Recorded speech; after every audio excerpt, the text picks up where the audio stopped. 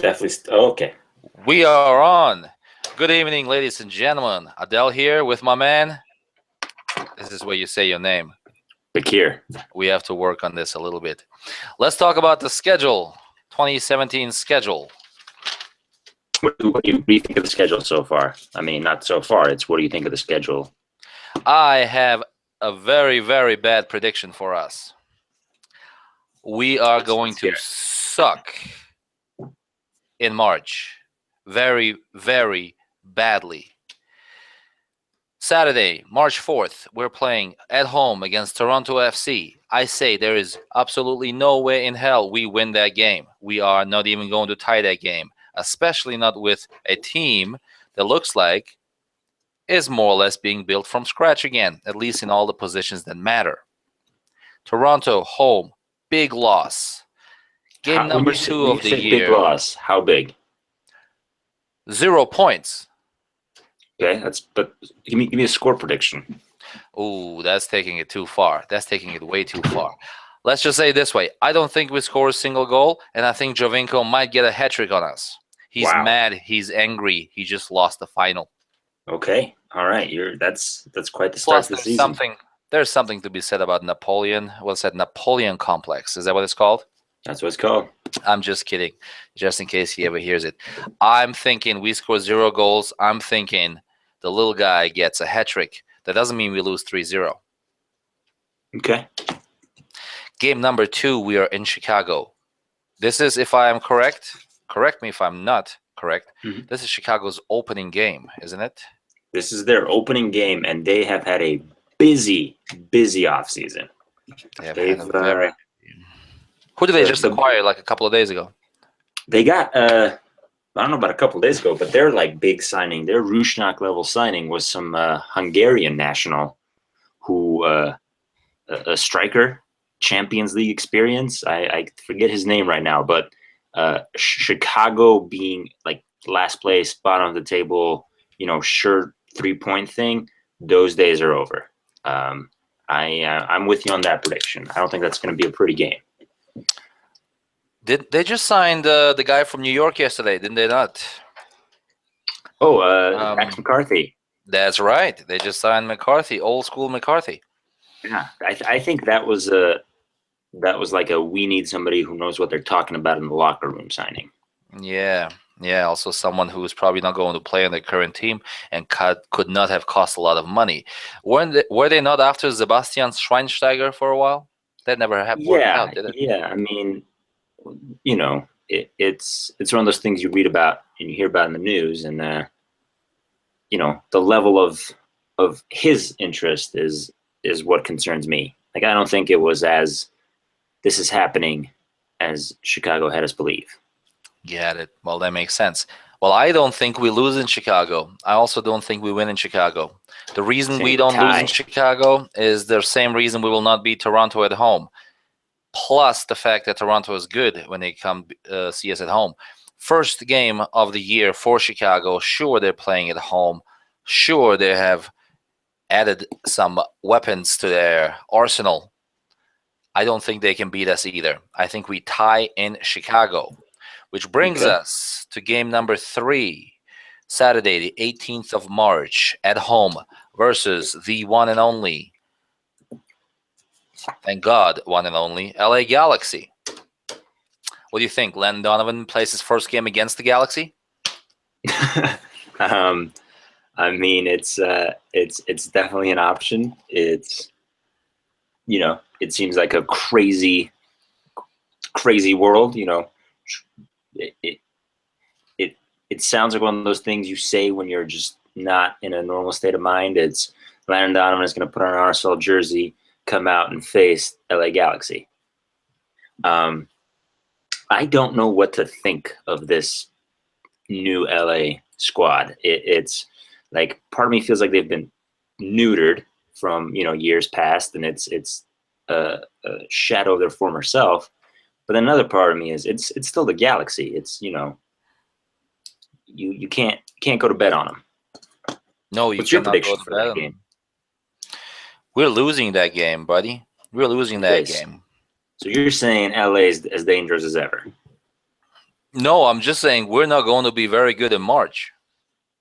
Okay. I don't think LA is right. going to suck. We're just not going to suck worse. Especially still in March. Now, a lot of things riding on this, but I believe LA, the LA Galaxy, whatever they look like by then, in Salt Lake City, March 18th, Saturday, beat us. Wow. Now, there's one game left in March, and I'm going to first ask you a question, then make a projection after we talk about this next game. Saturday, March 25th, at the New York Red Bulls. Correct.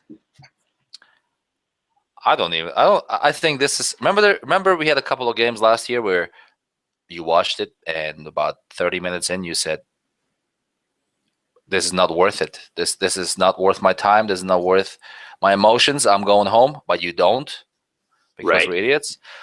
I think this is going to be one of those really, really ugly games. I think we are going to get whooped in Red Bull Arena or whatever. Well, it's not going to change its name, I think. I think we're getting out of the month of March with 3 losses, 1 tie at the Chicago Fire. I hope I'm wrong, but I don't think I am wrong. Okay. So with that in mind, and given how the season ended in 2016, that puts us at something like I think 13 games or 14 games without a win. Does Kassar have a job at the end of March? If things go down, just asked the right question. My note says after March, Kassar out? Question mark. You're thinking that that's going to be the.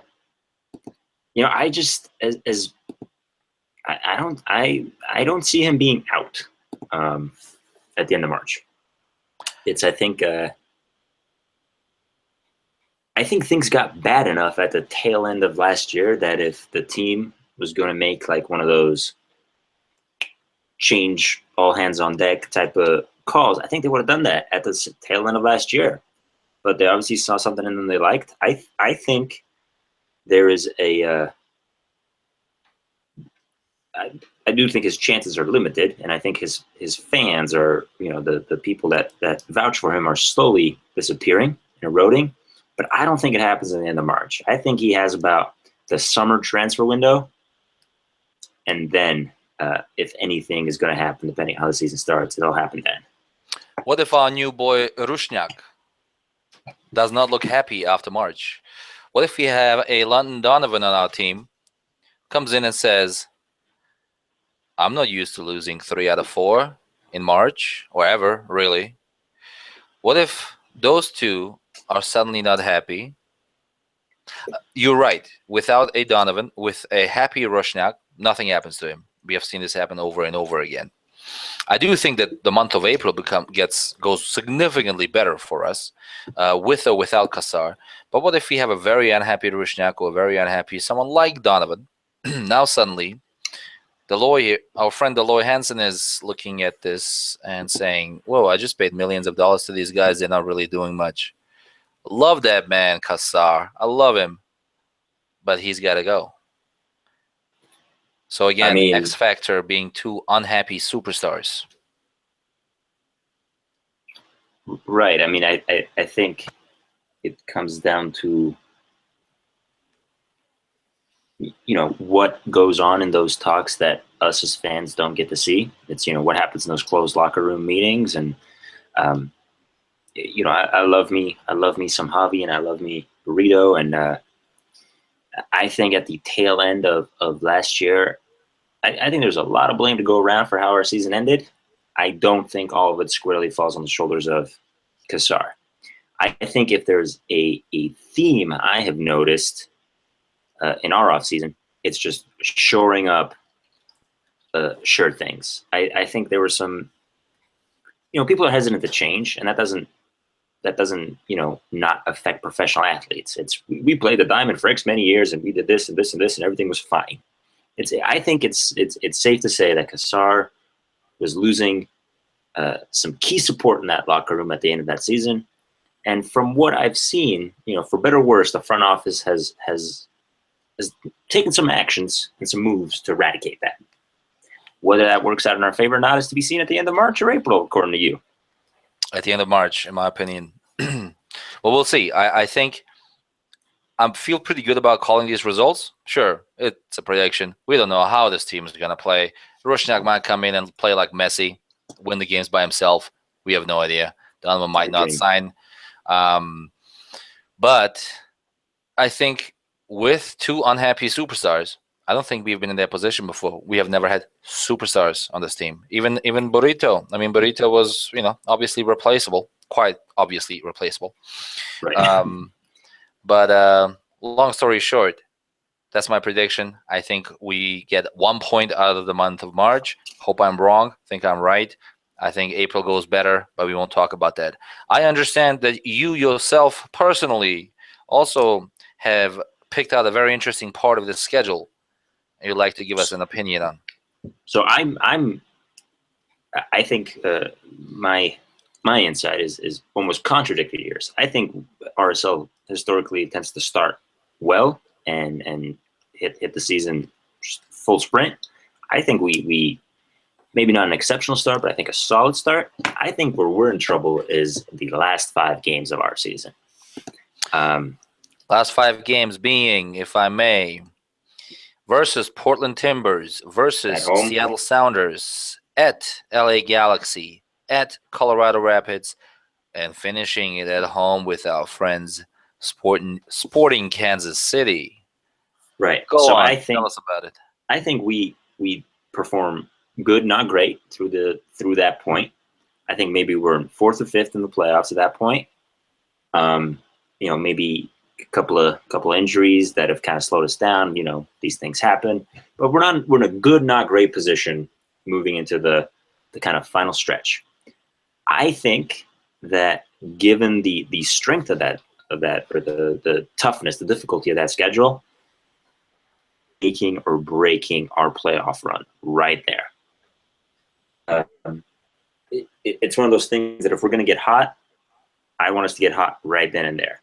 I think that SKC game at the very end, huge implications, both for us and them, if we're going to be honest, regarding playoffs, position, whether or not you're in the playoffs. I think, SKC games tend to get a little physical, a little gnarly. I think that one added pressure, added stress. At least I feel sorry right now for the official that has to officiate that game because I think it's going to be a bloodbath. I hope so. The game before last at Colorado. That's worth the trip. I think that's the away game of the season, in my opinion. But that stretch right there is with 10 or more points. We are playing in the MLS Cup final. That's my prediction. Because that means we got hot. Please repeat that again. If we get more than 10 points, 10 or more points in that 5 stretches of games, we will be playing in the MLS Cup final because it means we got hot at the right time. It means we're beating or tying some really, really good teams away, typically. I mean, I think it's 2 home games and 3 away. It's, I think... The other way around. 3 home games, 3 at home, 2 away. I think that right there is going to shape the postseason for us. It's really going to hit our stride. It's going to be the Sounders effect, where you're just kind of average, actually pretty bad for most of the season. You bring in some key pieces, you make some key changes, and all of a sudden you can't be stopped. That is going to, if we're going to hit the Sounders kind of effect and not be stopped, that's the time and place to do it. Love it. So I predict we start horribly. You predict. Well, you're not really predicting. What are you predicting? Are we gonna do well or bad or not well at the end? I think you got to look at history and what it is. I think we do subpar. I don't think we get the 10 points.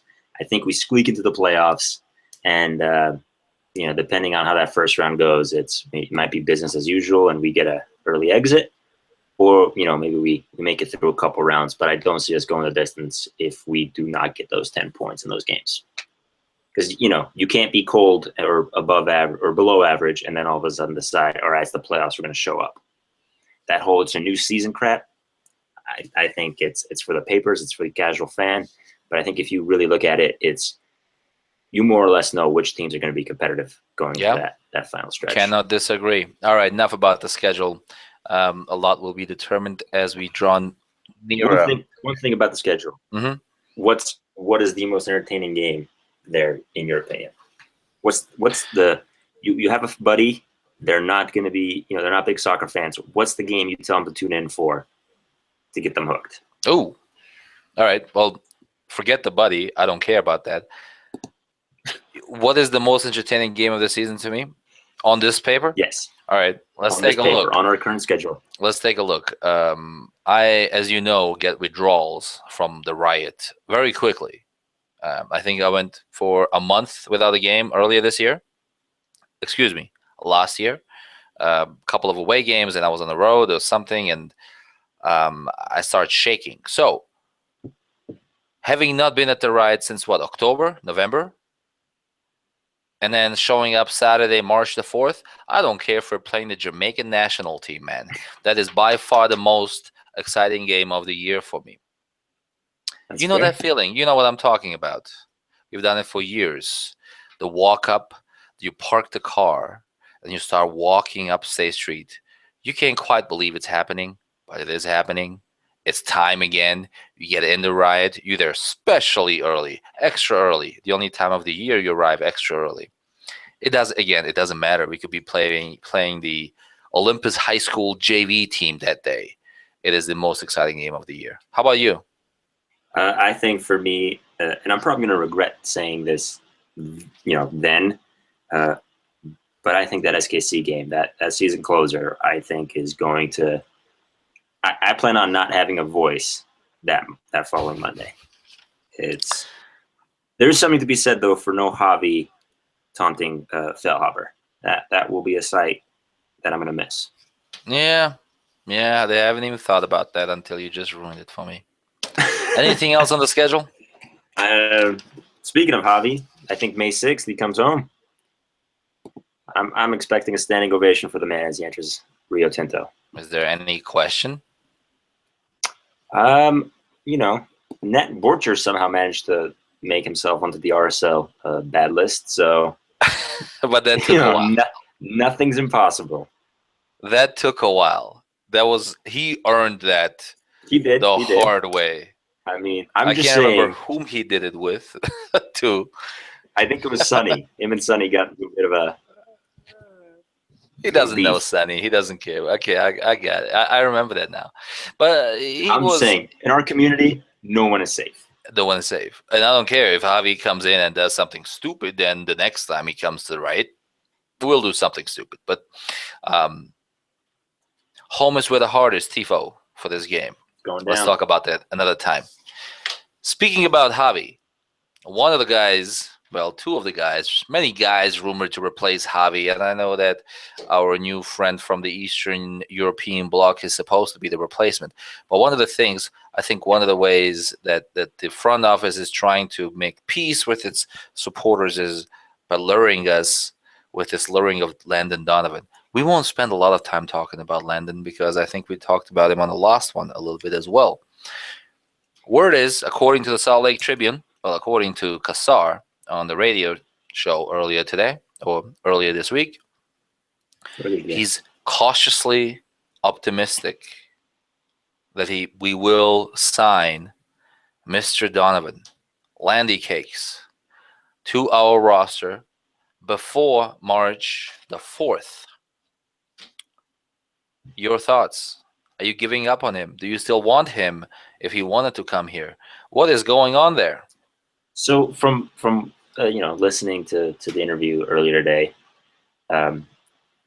once again, this is all from the mouth of Kassar, so take it as you will. It sounds like Landon is interested, and from what I've read, it's RSL is interested. I think there are some free agency rules with the league. The whole single entity system, I think, is making things more difficult than they need to be. Regarding like the actual on-field chemistry, as an RSL fan, I have a hard time saying yes, let's sign up Landon Donovan. But from a strictly tactical, standpoint, so I want to sit there and teach Jordan Allen and maybe be an impact sub at the 60th minute, or play for 60 minutes and then let Jordan Allen be that impact sub. It's not a bad way to do business. I'm not excited about the name on the back of the jersey, but I am excited about what that name brings. Well, that name still stands for the MLS MVP, I think, so not bad. There's that. I take back some of the things I said before, that it makes no financial sense to bring him over. But you just made a very important point, the name on the back of the jersey. I think we make that money back. Well, let me clarify that. I think DLH makes that money back in a heartbeat. He can pay him 7 figures annually, easily, and make that money back. You think he's making 7 figures annually? I think he's not going to come to Salt Lake City and play for Real Salt Lake without making 7 figures annually. I think he's too rich to care about playing for less than that, right? I mean, if I'm Landon, I'll say, I can play for RSL for $1.5 million a year. And if I was RSL, I'll give him the $1.5 million a year. I'll then turn around, market the hell out of it to I would be all over the place. I'd sell 1 million jerseys at $5 a piece profit minimum and make my money back. Anyways, taking it a little too far here. Yes, I take him in a heartbeat at 1.5 million, and I don't think he comes to us for less than 1.5 million because he might as well stay home or play his local rec league. He's too rich to care. What are you thinking? You think he's coming over to what? What else would be his motivation? He's a huge Kyle Beckerman fan. Which he actually is. They are friends. It's I don't think that he is as desirable of a target as I think we're making out to be. I mean, he fits a very specific need for us. I don't think there are very many other MLS teams right now that have that need that he fills. I don't think he has as many buyers as the average fan would imagine. I really don't think so. I think you don't think either of the expansion teams would love to have the league's the best player in the history of the league, the player who's after whom we have named the MVP trophy.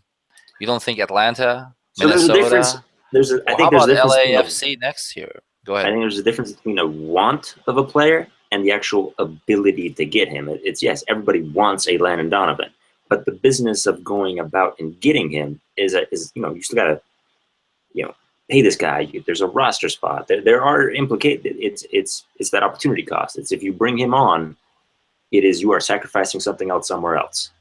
Mm-hmm. And I don't think he is.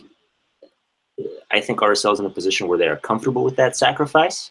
I don't believe that there are many other teams that are. I think these expansion teams, are not in a position where they need a 34-year-old, right back or a right winger, essentially. I think you're wrong, for the record. Completely wrong. I think if I'm running Atlanta, I just paid some stupid amount of 100, 150, 200 million dollars on a franchise fee, a license, just to have the ability to even open a team. I'm investing a few $1 million into Landon Donovan because what's going to happen is the entire league will pay attention to me. I don't have to take a few years and build up my reputation in the league before I start getting some nationally televised games, before I get people to actually pay attention to it, right? Everyone has that first year. Well, first of all, every team sucks in the first year, no matter how much money they invested into the team. Proof being New York City FC, NYCFC. But I can say it will take me 6 months to get noticed by the league. It will take me 3 years to make the playoffs. It will take me a lifetime to ever make my money back, I think.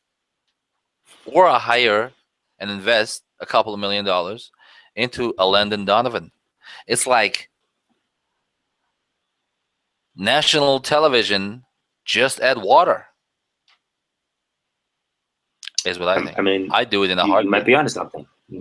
There is also something to be said for, because free agency being what free agency is in a single entity system, it's essentially you are negotiating a contract with yourself, but with a different part of yourself.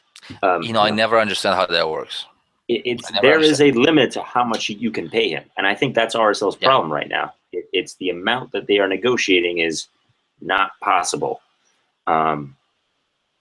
It is a weird, convoluted league, I think, issue. It's something that I hope gets resolved sooner rather than later.